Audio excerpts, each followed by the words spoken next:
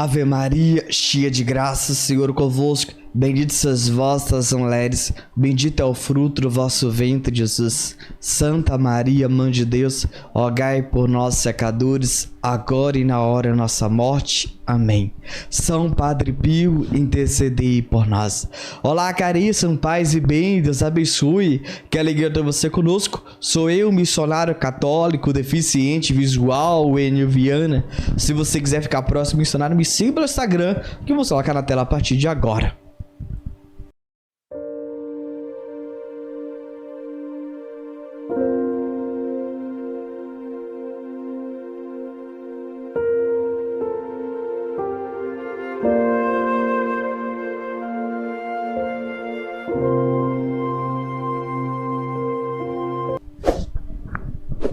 Não rejeite a tua cruz, pois ela é caminho de santificação. Caríssimo paz e bem, quando nós meditamos sobre a Santa Cruz, remetemos sobre o sofrimento de Jesus.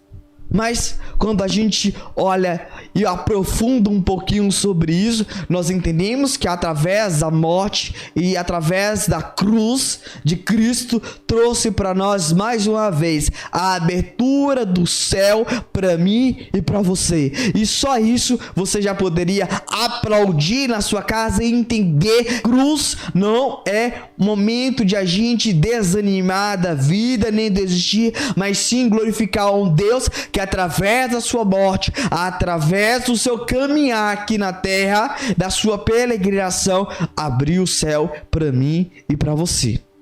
Querido, querida, eu quero aqui que você preste muita atenção. Eu peço a você que está me acompanhando, está rezando conosco, eu queria pedir encarecidamente, por favor, se você estiver fazendo alguma coisa, pare e preste muita atenção. E se você não entender, reveja novamente essa pregação, porque ela foi tirada do coração de Deus e Deus colocou profundamente no meu coração para que nós possamos entender. Porque quando a gente chega na Santa Igreja, é a primeira coisa que tanto eu e você, desculpa aspas aqui, eu só não vejo hoje devido à minha cegueira, mas tanto se eu enxergasse, nós iremos ver uma cruz.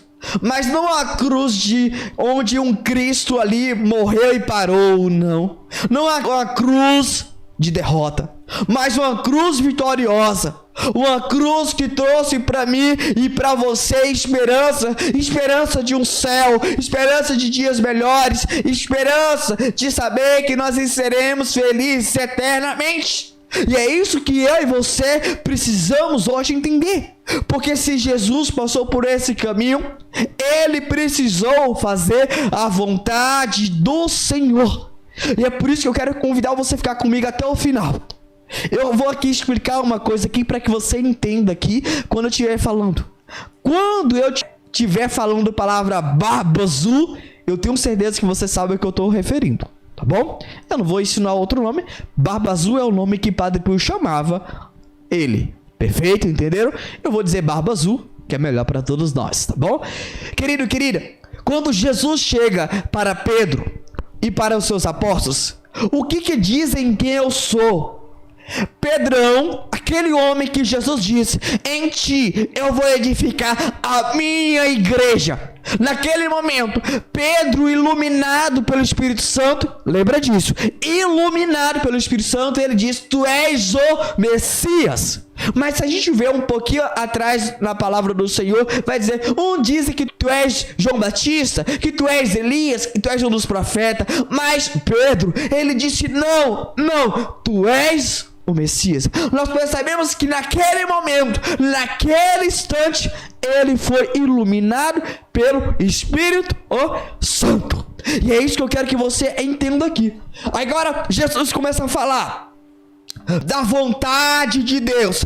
Lembra disso, da vontade de Deus, do projeto de Deus. E aqui eu quero que você entenda que Deus sonhou, Deus sonha em uma cruz para mim e para você, para a nossa santificação. Fique conosco para que você entenda isso de fato. E aí, quando Jesus começou a falar do seu caminhar, da sua trajetória, que era a cruz, Pedro tirou Jesus à parte. Para ti isso não, meu Senhor. E aí, Jesus, com autoridade, ele diz: afasta de mim, barba azul. Vocês me entenderam? Quando Jesus ele faz aquilo, logo nós remetemos àquela passagem que Jesus, lembra-se que eu falei, Pedro guiado pelo Espírito Santo, Pedro iluminado pelo Espírito Santo, diz: tu és o Messias. Jesus guiado pelo Espírito Santo vai para o deserto, chega no deserto e ele foi tentado, e quem tenta é o tentador, e quem é o tentador? O barba azul. Eu creio que você está me entendendo, presta atenção. E naquele momento o barba azul começa agora ali tentar Jesus, colocar Jesus ali à prova em suas seduções. E ali Jesus, ele fala: afasta de mim, barba azul. Entende? Então, tanto eu e você, nós podemos cair nessa tentação, entende? E aqui, meu irmão, eu quero que você entenda uma coisa. Olha pra mim.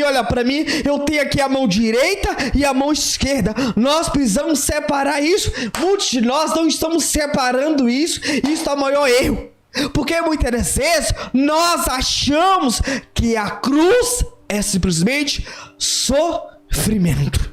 E é isso que nós muitas vezes não possuído. Deixar isso bem claro, não possuído pelo barba azul, mas sendo manipulado por ele, nós acabamos de ser usado por ele. Estão entendendo? Espero que estão entendendo muito bem. A pregação ainda nem começou antes de vocês entenderem.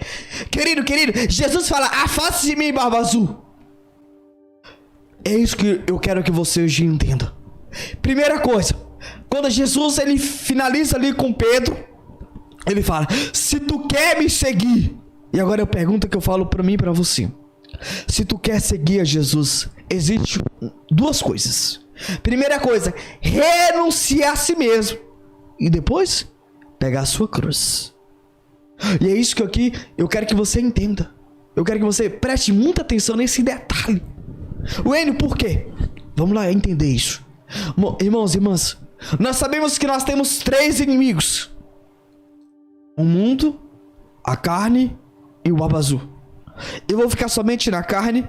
Os outros aí, outro dia, eu prego para vocês. Vamos lá pra carne. Querido, querida, você sabe que a carne, que é o nosso corpo, ela não peca. Perfeito? Vamos entender isso? Uma analogia para que vocês entendam. Vocês imaginam aqui um cadáver. Você já viu um cadáver pecar? Não, não peca. Mas o que peca é a alma. Eu tenho certeza que vocês entenderam isso muito bem. Então o corpo em si próprio não peca, mas é a alma que peca. Só que muitos de nós estamos sendo manipulados pelo barba azul. E devido que a gente está vivendo os amores desse mundo, da carne, para que vocês entendam, estamos infelizmente vivendo como não houvesse amanhã. E aí estamos paralisados. E é por isso que muitos não estão sendo santos. Muitos estão aqui engasgados. Como assim o engasgado? A pessoa, meu irmão, vai na igreja, obedece os mandamentos, mas não sai desse lugar. Por quê? Tem amor, tem apego à carne. Tá entendendo? Tem apego à carne. Tá sendo possuído? Não, mas tá sendo manipulado. Entende? Tá sendo manipulado. E aqui eu queria dar uma aspa para você. E preste muita atenção nessa aspa. Todos nós deveríamos fazer essas renúncias. Eu sei que no tempo da quaresma, a igreja nos convida à mortificação. E a gente deveria fazer isso durante o ano todo. E os sacerdotes, eles fazem isso de forma clara. Ele tem seus votos: castidade, pobreza e obediência. Percebe? Eles têm um desprendimento. Padre Pio tinha isso, esse desprendimento de si próprio, para fazer a vontade de Deus. E é isso que a gente precisa fazer. Entende?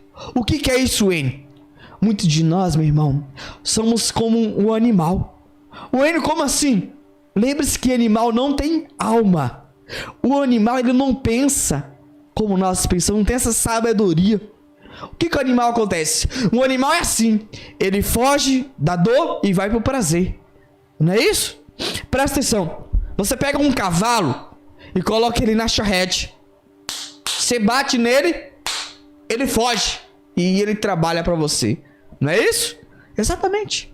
Você quer que o cavalo trabalhe sem você bater ele? Pega uma espiga de milho, uma ração e coloca na frente dos olhos dele.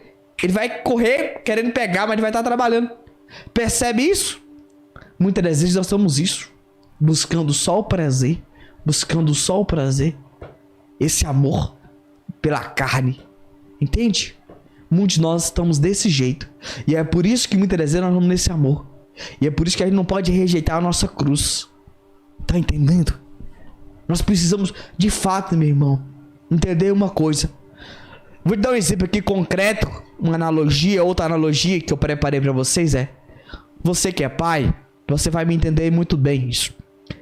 Na hora do almoço, e aí você coloca a refeição pro seu filho e fala pro seu filho: filho, come tudo, viu?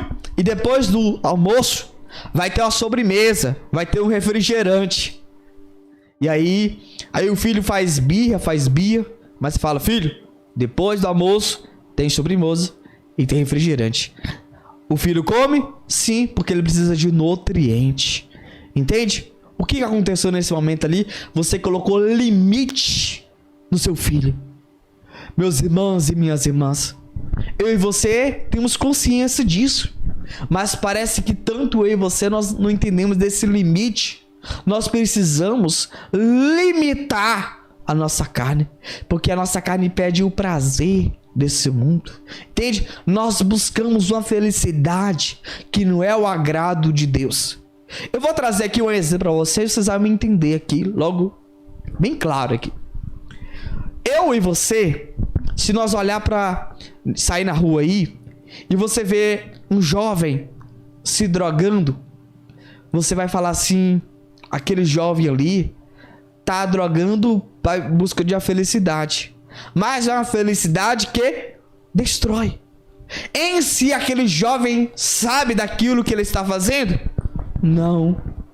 Mas eu e você estamos vendo, estamos sabendo que aquele amor que ele está buscando ali na droga vai destruir ele? Sim, porque nós estamos vendo. Não é isso? Isso é bem claro. É como que você vê um jovem que se mutila. Ele busca nele ali um mutilamento, se cortar. Você sabe que aquela felicidade daquele jovem vai trazer para ele uma destruição para sua própria vida. Estão entendendo isso bem claro?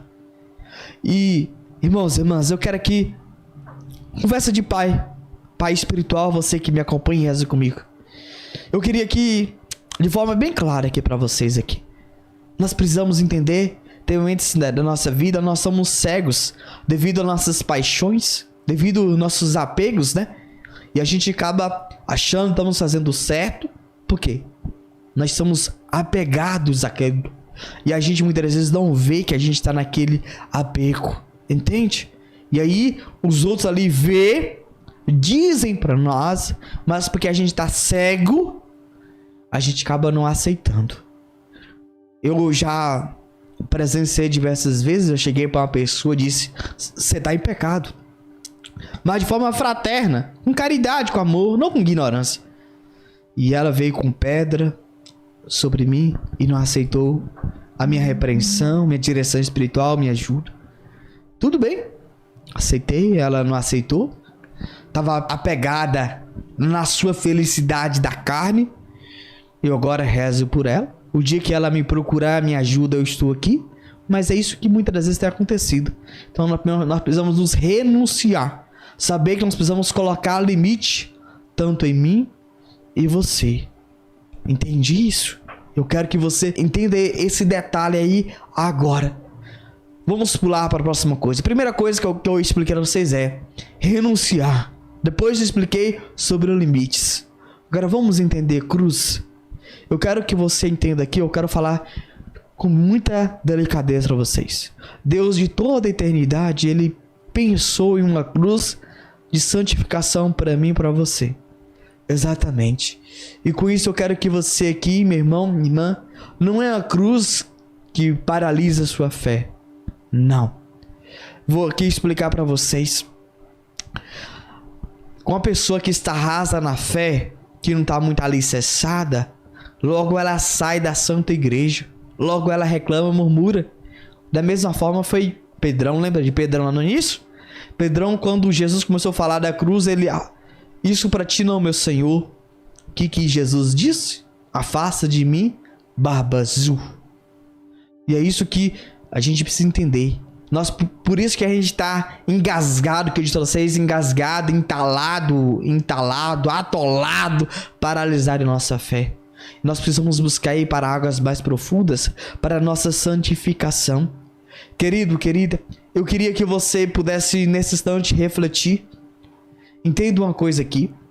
É uma coisa que todos nós iremos passar, que aqui é algo que de dedo a gente consegue contar. Poucas pessoas que não passou pela via da cruz.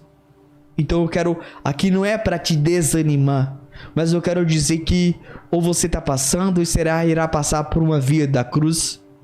Isso é algo que nós iremos passar. Só que tem cruz que é para a nossa santificação, exatamente. Mas o Enio, para a nossa santificação, exatamente. Como assim, Enio? Eu vou te explicar. Eu quero que você preste muita atenção nesse detalhe, nesse ensinamento aqui, que isso fez até eu chorar, que o Senhor me revelou. Preste atenção que eu vou te explicar aqui.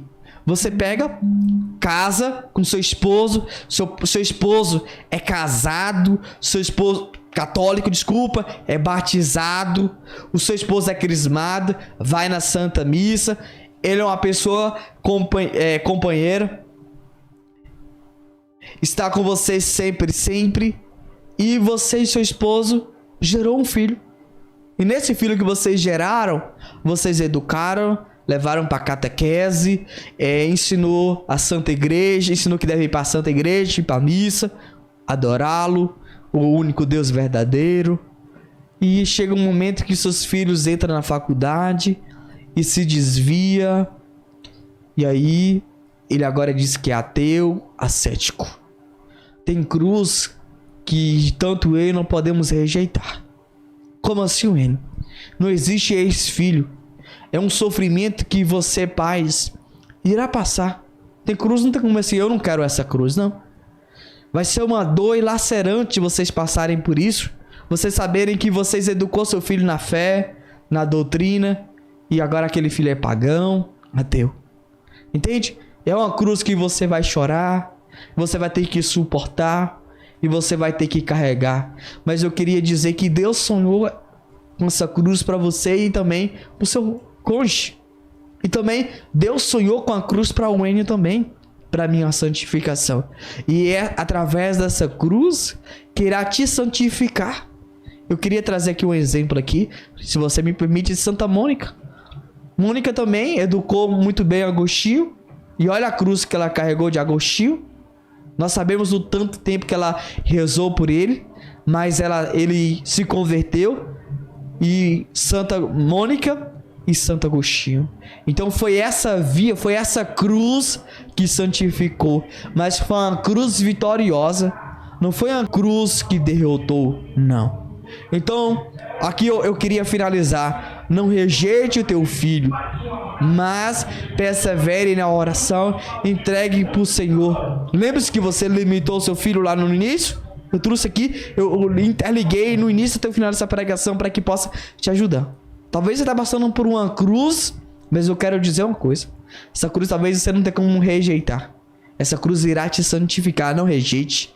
Mas é por essa via de cruz que você irá santificar. Estamos juntos rumo ao céu e ao paraíso.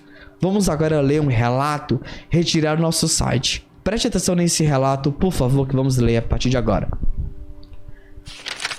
Padre Pio mostra que o sofrimento com Deus é a santidade eterna. O bom humor, a vontade de brincar e o estado de alegria têm um grande significado na vida espiritual. São sinal de consciência tranquila e de boas relações com o resto do mundo, bem como de inteligência e humildade. No entanto, são sobretudo consequência das virtudes teologais da fé e da esperança. A fé recorda ao cristão que ele é filho de Deus. destinado ao reino celeste e à vida eterna, em corpo e alma. A esperança impele-o a desfrutar já, nesta vida, daquilo que terá na outra. Quem detém semelhante certeza e de vez em quando pensa nela, nunca pode ficar triste, melancólico, deprimido ou desanimado. Isso pode acontecer-lhe por alguns instantes, mas logo a seguir, mal pensa no próprio destino e nas promessas de Deus, volta a alegrar-se. Alegres na esperança, fortes na fé, exportava São Paulo. Por isso, os santos sempre foram otimistas, sempre tiveram um fundo de alegria contagiante. As biografias que os descrevem como macambúzios, carrancudos e introvertidos não são dignas de crédito. Um santo triste seria uma contradição. Só nos momentos em que medita sobre as próprias deficiências, sobre as próprias faltas, experimenta dor e amargura. A certeza, porém, do amor de Deus, que é seu Pai, inflama-lhe o coração e o leva de novo à alegria. São Francisco, como refere Tomás de Celano, seu biógrafo, recomendava aos seus discípulos: cuidem os irmãos de nunca se mostrarem tristes e sombrios, como os hipócritas, mas alegres no Senhor, risonhos e amáveis, dentro dos limites da conveniência. O coração de Padre Pio transbordava de fé e esperança, mesmo no meio dos maiores sofrimentos físicos e morais. A imensa alegria, proveniente da consciência de ser filho de Deus, herdeiro do reino dos céus, nunca o abandonava. Sentia-se forte, leve, sereno e seguro. Então, quando estava com seus confrades e amigo, a sua graça irrompia em piadas e riso, tornando-se a expressão objetiva do seu estado de alma. Ria muito e com satisfação.